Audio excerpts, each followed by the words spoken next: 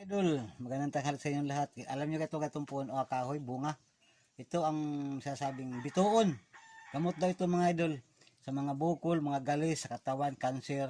So ang gagawin natin ito mga idol at itong bibiakin, ating itong ilalaga sa langis. Yung langis baga.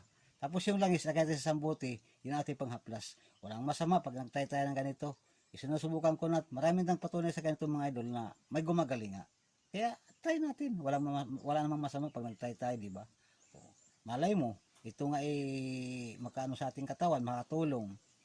Ilalaga mo lang ito sa mantika, bago yung mantika, ilagay mo sa isang buti. Yun ang panghaplas mo gabi-gabi sa iyong mga bukol-bukol. Ako, magtry nga ako ng ganito, kaya kumuha ko. Pag kayo nakapunta sa tabing dagat, kumuha din kayo ng ganito. Try nyo rin, try nyo rin kung anong resulta. Ganun nga, ganun lang, widir-widir lang ang buhay mga idol. Try lang tayo. Malay mo nga, makaano sa buhay natin ito, makagaling sa ating mga sakit-sakit ating karamdaman. Bituon, mga idol. Huwag niyong kalimutan, pag pumunta kayo sa tabing dagat, kumuha kayo ng ganito.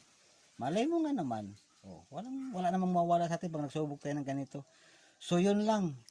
Ay marami nagpatuloy ng ganito. So salamat sa inyo, Madam Idol. Magandang tanghali sa inyong lahat.